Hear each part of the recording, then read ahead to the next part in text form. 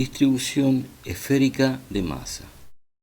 En videos anteriores hemos explicado reiteradamente un modelo donde la interacción gravitacional entre dos distribuciones de masa esféricamente simétricas se comportaban como si la masa de cada una estuviese concentrada en su centro. Pero, ¿es esto correcto? El propio Newton se preocupó por este problema geométrico, llegando a demorar la publicación de su ley de gravitación universal por unos 20 años hasta encontrar la explicación correcta. A continuación, pensemos un cuerpo de simetría esférica como podría ser la Tierra. Se compone de una serie de cascarones esféricos delgados de densidad uniforme. Los cascarones delgados cerca del centro tienen material más denso que los de la superficie. Pero en ambos casos la misma es uniforme en cada cascarón. Comenzaremos calculando el campo gravitatorio de una capa esférica, esto es, de una masa m uniformemente distribuida sobre una superficie esférica cuyo interior está vacío. Denominaremos con R mayúscula al radio de la esfera y con X la distancia de un punto arbitrario P al centro O de ella. AB es el diámetro de la esfera. Deseamos obtener la intensidad de campo gravitatorio que habíamos ya definido en el video anterior en el punto P.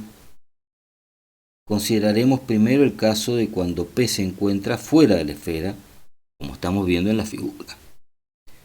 Dividimos la superficie de la esfera en zonas circulares estrechas o anillos,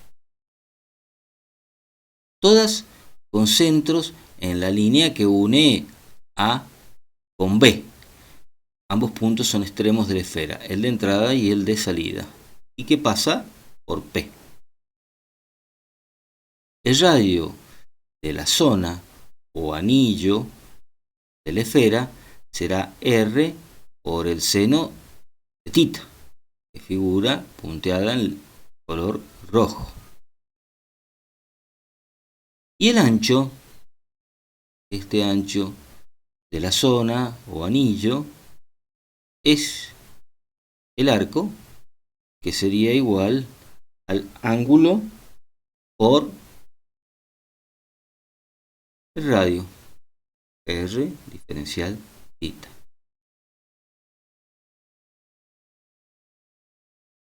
La longitud del anillo, 2pi por su radio, R, seno de θ. Y el producto de la longitud por el ancho del anillo sería igual al diferencial de área, 2pi por r cuadrado por seno de θ diferencial θ. Si la masa de toda nuestra esfera hueca con espesor uniforme, M mayúscula, está distribuida uniformemente sobre la superficie del cascarón esférico, la densidad, siendo constante, se podrá determinar tanto para todo el cascarón, masa por área por el espesor, que no figura esquematizado, como la densidad del elemental de masa, que sería diferencial M por diferencial área por el espesor. Densidad constante, igualamos segundos miembros y el espesor se va a simplificar, quedando M por A igual a diferencial M por diferencial A. Ordenando la expresión de esta manera y conocido el diferencial de área, reemplazamos acá, a sabiendas que el área de la esfera es 4pi por radio cuadrado. Simplificando los términos que se corresponden, nos queda esta expresión. Y despejando el diferencial de masa, llegamos a obtener que el mismo es igual a 1/2 de la masa del cascarón seno de tita por diferencial tita. Todos los puntos de la zona o anillo se encuentran a la misma distancia r de P. Por consiguiente, aplicando la ecuación ya vista, diferencial de potencial igual a menos G por diferencial de masa sobre la distancia que separa el anillo del punto P, R, reemplazando por el diferencial de masa que ya conocemos, nos queda que el diferencial potencial es este.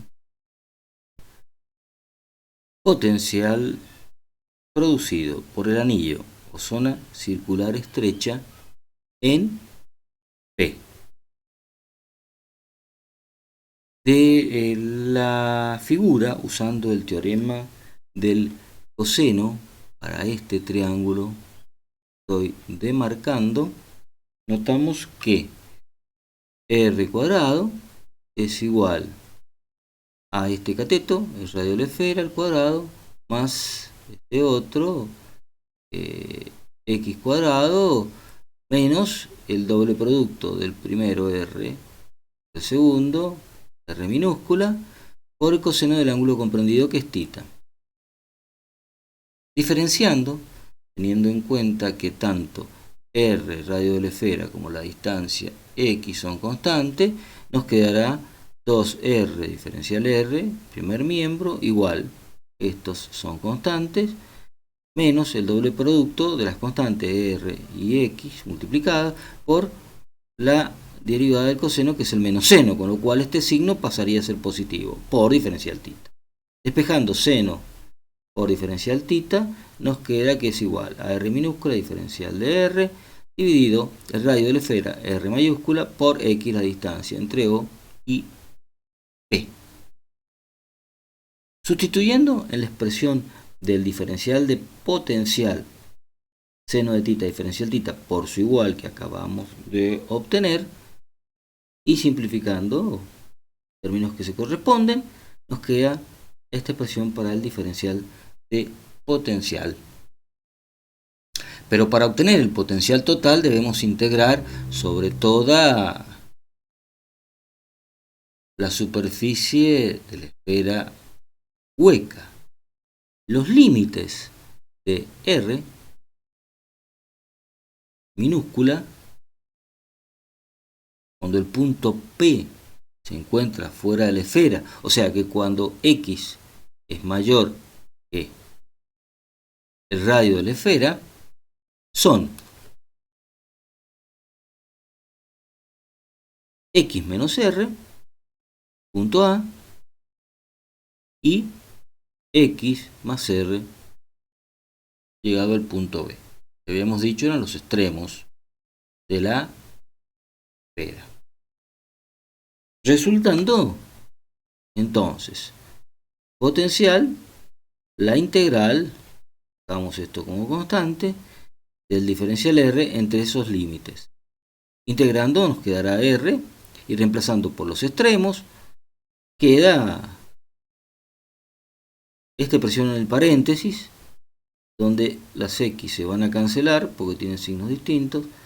Queda 2R que se simplifica con el 2R del denominador. La expresión del potencial es menos G por M sobre la distancia X de O a P.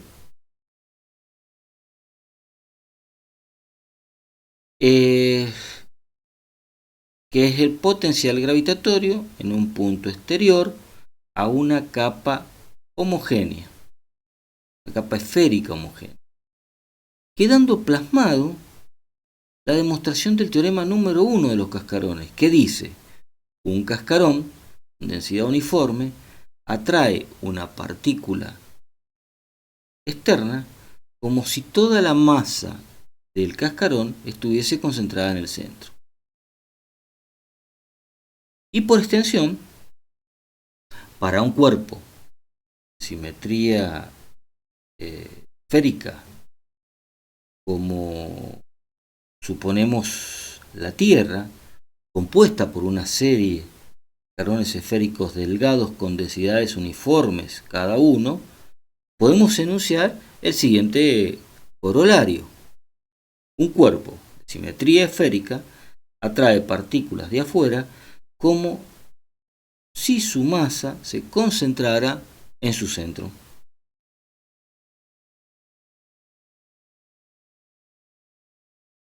Ahora, si el punto P se encuentra dentro de la esfera, como podemos ver en la figura siguiente, los límites de integración R minúscula en la expresión de diferencial de potencial serán R más X y R menos X, resultando la siguiente expresión para determinar el potencial. Integrado diferencial R y reemplazado por sus extremos, se van a cancelar R porque tienen sentidos contrarios, y acá se va a simplificar 2x del numerador con 2x del denominador, quedando esta expresión del potencial para cuando X es menor que R, o sea, el punto P está dentro de la esfera. En este caso vemos que el potencial es una constante. Al recordar que el campo gravitatorio lo habíamos definido como menos la derivada de B con respecto a la distancia, que en este caso llamado X, y en el video anterior le habíamos puesto R, como figura en la mayoría de los textos, implicaría que la derivada de una constante da 0. Lo que físicamente indica que en todos los puntos en el interior de la capa esférica el campo es nulo, es 0, y el potencial es constante, y por lo tanto también sería nula la fuerza de atracción gravitatoria, M por G. Pudiendo enunciar el teorema número 2 de los cascarones, que dice: un cascarón esférico con densidad uniforme no ejerce fuerza gravitacional sobre una partícula situada en cualquier punto de su interior. Aclaramos que los teoremas de los cascarones se aplican solo con la fuerza del cuadrado inverso. Supongamos ahora que la masa se encuentra uniformemente distribuida en todo el volumen de la esfera. Esto es, la esfera es sólida. Podemos entonces considerar que la esfera está constituida por la superposición de una serie de capas esféricas delgadas como una cebolla. Cada capa produce un campo dado por las ecuaciones siguientes. Cuando X es mayor que R, o sea, para fuera de la esfera, el que ya conocemos, considerando cada una de estas capitas y hacen la sumatoria total, y cuando X es menor que R, dentro de la cebolla el campo es nulo. Para el caso del punto exterior a la esfera, como vimos en la primera figura, como la distancia X del centro O a P es la misma para todas estas capas, un punto P externo, las masas se suman, la historia de todas estas masas, dando el resultado esperado del campo gravitatorio G, ya conocíamos, y su potencial V, idénticos por supuesto a aquellos de una partícula de la misma masa situada en el centro de la esfera. Para obtener el campo gravitatorio de una esfera ahora homogénea, consideremos un punto P situado a una distancia X del centro O menor que R. En la figura vemos que aquellas capas con radios mayores a X no contribuyen al campo en el punto P, de acuerdo a esta ecuación. Llamemos con M minúscula la masa dentro de la esfera que estoy señalando, y entonces por esta ecuación va a quedar que el campo va a ser igual a menos G por toda la masa que está dentro de la distancia X dividido X al cuadrado por el vector unitario U, que daría la magnitud vectorial de G. Como sabemos, hemos considerado que la masa está uniformemente distribuida y por lo tanto la densidad va a ser constante. O sea, la densidad, si tomamos la masa total dividido el volumen total, sería igual a tomar la masa contenida en esta distancia dividido el volumen correspondiente para esta zona, B'. El volumen de la esfera sabemos que es 4/3 de pi por r cubo, y el volumen contenido dentro de esta zona sería 4/3 de pi por x al cubo, y la masa por supuesto m minúscula, y acá iría la masa total. Simplificando términos iguales y despejando m minúscula, nos queda esta relación que al reemplazarla la expresión del campo y simplificar los términos que se corresponden, nos queda que G tiene esta ecuación.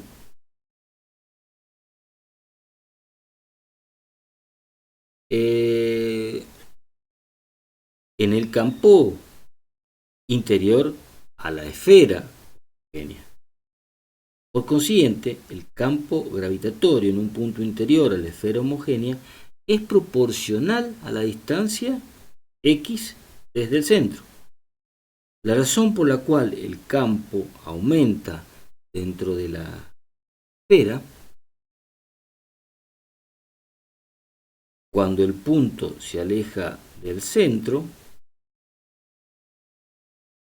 es debida a que la disminución por la ley de la inversa del cuadrado es sobrecompensada por el aumento en la masa, que es proporcional al cubo de la distancia. En la gráfica se muestra la variación de campo G en función de la distancia X para una esfera sólida homogénea. Esta da la variación, por ejemplo, del peso de un cuerpo tendría cuando se desplaza desde el centro de la Tierra a un punto a gran distancia de él, considerando la Tierra como homogénea. Ahora procederemos a resolver el ejercicio 1368 del libro Física Universitaria de Sir Szymanski, volumen 1, 13ª edición, que dice: gravedad dentro de la Tierra.